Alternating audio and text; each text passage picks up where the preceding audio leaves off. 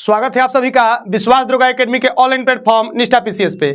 मैं के गोस्वामी पुनः उपस्थित हूं एक नए टॉपिक के साथ। आज के वीडियो में हम चर्चा करेंगे जीवों के गुण सूत्रों के बारे में। गुण सूत्र वह टॉपिक है जहां से लगातार परीक्षाओं में प्रश्न पूछे गए हैं और आगामी परीक्षाओं में भी यहाँ से प्रश्न पूछने की पूरी संभावना रहेगी। तो आइए प्रयास करते हैं इन गुण सूत्रों को याद करने का। सबसे पहले हम बात करेंगे शेर, बाघ और बिल्ली के गुण सूत्र के बारे में। तो शेर और बाघ चूंकि डरने वाले नहीं होते हैं और जाते हैं, तो और जाने से एक संख्या का नाम आता है 38, यानी 38 को हम 38 से भी जानते हैं। और शेर जो होता है वो और जाता है यानी डरता नहीं है। तो शेर, बाघ और बिल्ली, शेर, बाघ और बिल्ली का गुण सूत्र 38 यानी 38 है। आप इसे आसानी से याद कर सकते हैं। अगला जीव है मच्छर। मच्छर में चूंकि छ का साउंड है, यानी जब आप मच्छर बोलते हैं तो वहां से छ का साउंड आता है। मच्छर का गुण सूत्र 6 यानी 6 होता है। आप आसानी से रिलेट करके याद कर सकते हैं। अब हम बात करते हैं मक्खी के गुण सूत्र के बारे में।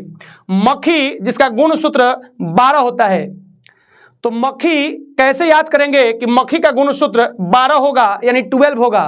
तो आप कितनी भी साफ सफाई कर लो अपने घर की, 1-2 मक्खी आ ही जाती हैं। तो आप इसे याद कर सकते हैं, मक्खी 1-2 यानी आपके घर में 1 या 2 मक्खी आ ही जाती हैं।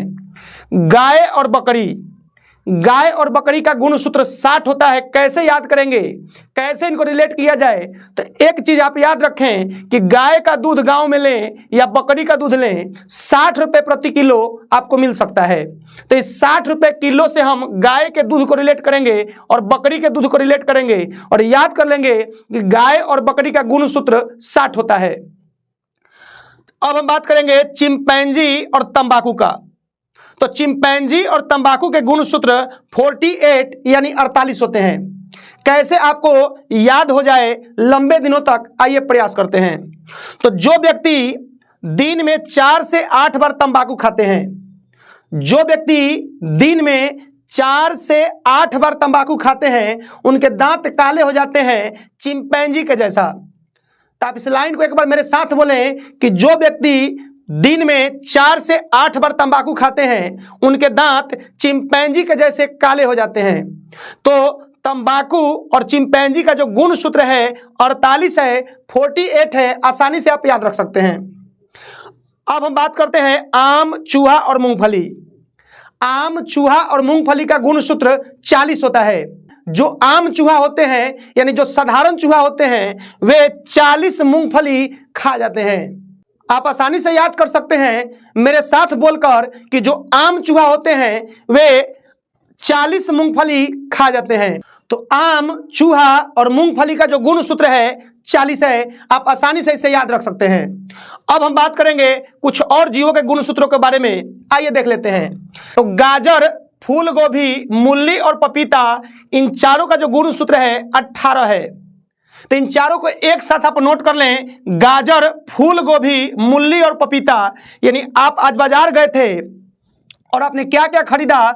गाजर, फूल गोभी, मूली और पपीता। और ये चारों कैसे थे, क्या रेट था? तो 18 रुपए प्रति किलो। और क्या क्या खरीदा आपने? गाजर, फूल गोभी, मूली और पपीता।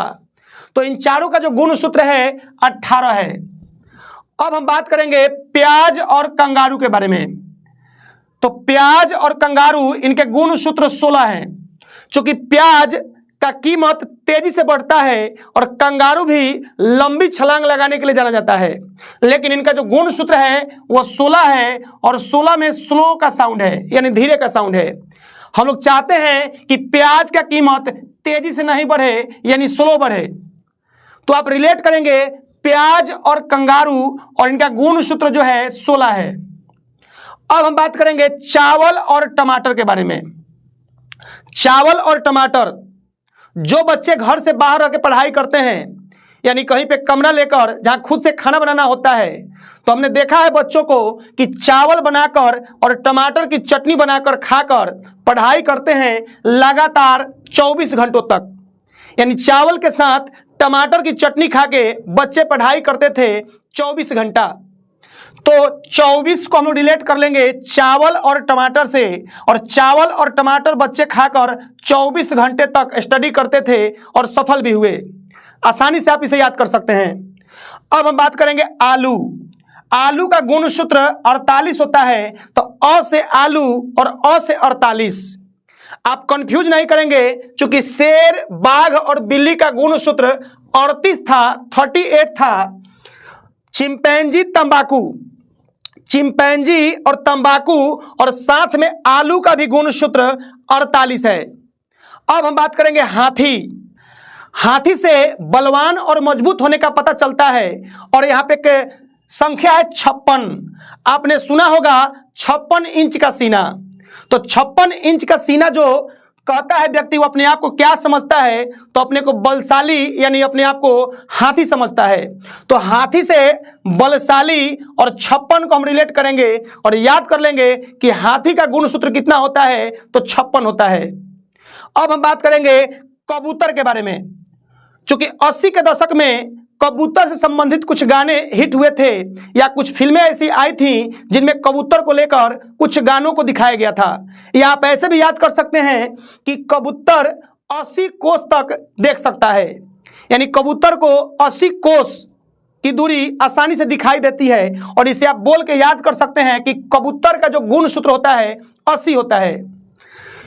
कुत्ता, कुत्ता का गुणसूत्र परीक्षा के दृष्टि से महत्वपूर्ण रहेगा, यानी परीक्षा में आपसे पूछेगा कि कुत्ता का गुणसूत्र कितना होता है। तो आप सड़क पे या गांव में या जहां आप रहते हैं वहां देख सकते हैं कि कभी भी जो कुत्ते रहते हैं झुंड में रहते हैं, और एक साथ 7-8 कुत्तों को आप देख सकते हैं। तो इस ट्रिक से या इस कॉन्सेप्ट से आप आसानी से याद कर सकते हैं कि जो कुत्ते होते हैं एक साथ 7-8 की संख्या में रहते हैं, और 7-8 से एक संख्या बनता है 78, यानी 78। कुत्ता का गुणसूत्र 78 होता है। इस कॉन्सेप्ट के माध्यम से आप आसानी से याद कर सकते हैं। अब हम बात करेंगे मक्का के गुणसूत्र के बारे में। मक्का का गुणसूत्र 20 यानी 20 है। तो आप मेरे साथ बोलें कि मक्का कितने रुपए केजी आपने लिया, तो आप बोलेंगे 20 रुपए प्रति किलो, और आसानी से याद कर लेंगे मक्का का गुणसूत्र 20 होता है। अब हम बात करेंगे मटर। मटर का गुणसूत्र 14 होता है, यानी जब आप मटर घर पे छीलते हो तो एक मटर में 4 दाने कम से कम निकलते हैं। तो 1 और 4, यानी एक मटर में 4 दाने निकलते हैं, और इस 4 दाने से हम रिलेट करेंगे 14 को, यानी मटर का गुणसूत्र 14 है, 14 है। गेहूं का गुणसूत्र 42 होता है, 42। गेहूं का गुणसूत्र 42 है। आप इसे लिख कर याद कर लें। अच्छा, मेढक का गुणसूत्र क्या होता है, आप आसानी से याद कर सकते हो, क्योंकि मेढक को आपने देखा होगा पानी में, यानी बरसात के दिनों में कूदते हुए। तो जब मेढक पानी में कूदता है तो एक साउंड आता है छप छप का, और छप छप से एक संख्या बनेगा 26। तो मेढक का गुणसूत्र 26 होता है। इस कॉन्सेप्ट के माध्यम से आप याद कर सकते हैं। मनुष्य, जो कि सबसे ज्यादा महत्वपूर्ण है, परीक्षाओं में कई बार पूछा गया है कि मनुष्य में कितने गुणसूत्र होते हैं, तो या तो 23 जोड़ा बोलिए या 46 बोलिए। तो कभी कभी ऑप्शन में 23 जोड़ा देखने को मिलता है या 46 भी मिल सकता है। तो मनुष्य में गुणसूत्र 23 जोड़ा या 46 होते हैं, आप इसे याद कर लें। खरगोश में गुणसूत्र की संख्या क्या होती है, आसानी से आप याद कर पाएंगे, क्योंकि खरगोश का गुणसूत्र 44 है, 44 है, यानी 4-4। तो खरगोश जब भागता है तो आप कह सकते हैं कि फुर फुर, यानी बहुत फुर्तीला और बहुत तेजी से भागता है। तो 4-4 को हम फुर फुर से रिलेट करेंगे और याद कर लेंगे कि खरगोश का गुणसूत्र 44 यानी 4-4 होता है। घोड़ा का गुणसूत्र क्या होता है, घोड़ा के कितने गुणसूत्र होते हैं, तो घोड़े के 64 गुणसूत्र होते हैं। कैसे आप याद करेंगे, तो पुराने जमाने में लोग घोड़े के द्वारा एक दिन में 64 कोस की यात्रा तय करते थे।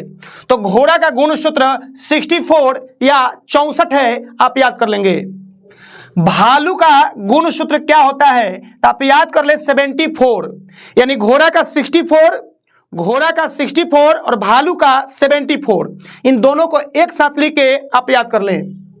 हाइड्रा, हाइड्रा के कितने गुणसूत्र होते हैं? तो घोड़ा का आधा, घोड़ा का आधा यानी 32। घोड़ा का गुणसूत्र 64 था और हाइड्रा का गुणसूत्र 32 है।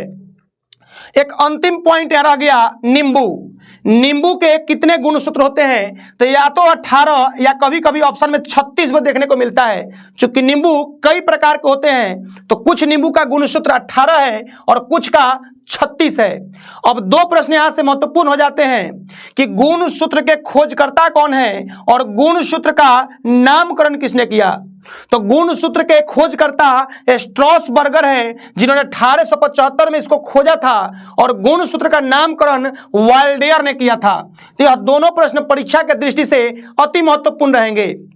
तो आज के वीडियो में हमने गुणसूत्र से संबंधित महत्वपूर्ण पॉइंट पे चर्चा किया और पूरी संभावना रहेगी कि आगामी परीक्षाओं में यहां से प्रश्न पूछे जाएंगे। तो कैसा लगा आज का वीडियो, आज का कॉन्सेप्ट कमेंट में जरूर लिखिएगा। तो मिलते हैं अगले वीडियो में एक नए टॉपिक के साथ। तब तक के लिए खुश रहिए, सुरक्षित रहिए, दूसरों की आलोचना से बचिए और अपने काम पे फोकस कीजिए। धन्यवाद।